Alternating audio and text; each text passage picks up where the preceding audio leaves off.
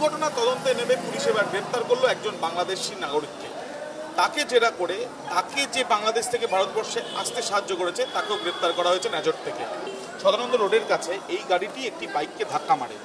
যে বাইককে ধাক্কা মারে সেই বাইকে একজন এএসআই ছিল, অর্থাৎ পুলিশ আধিকারিক ছিলেন। তিনি ফিরছিলেন বাড়িতে। তাকে ধাক্কা মারার পর আহত অবস্থায় পুলিশকে যেমন হাসপাতালে নিয়ে যাওয়া হয়, তার সঙ্গে সঙ্গে এই গাড়ির যে চালক সেই চালককেও ধরা হয়। তার যখন বিভিন্ন রকম পরিচয়পত্র তার কাছ থেকে চাওয়া হয়, আজাদ শেখ নামে 41 বছর বয়সী সেই ব্যক্তি উপযুক্ত পরিচয়পত্র দেখাতে পারেনি এবং তারপর জানা যায় যে তার বাড়ি বাংলাদেশে তার বাড়ি বলে ফরেনার অ্যাক্টে মামলা করে তাকে গ্রেপ্তার করা হয়েছে।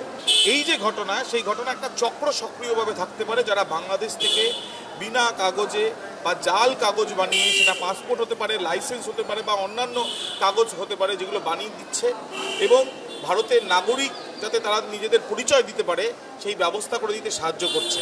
এই চক্রে কারা কারা রয়েছে বা এই চক্র কতটা সক্রিয় সেটা জানার চেষ্টা চালানো হচ্ছে পুলিশের তরফ থেকে।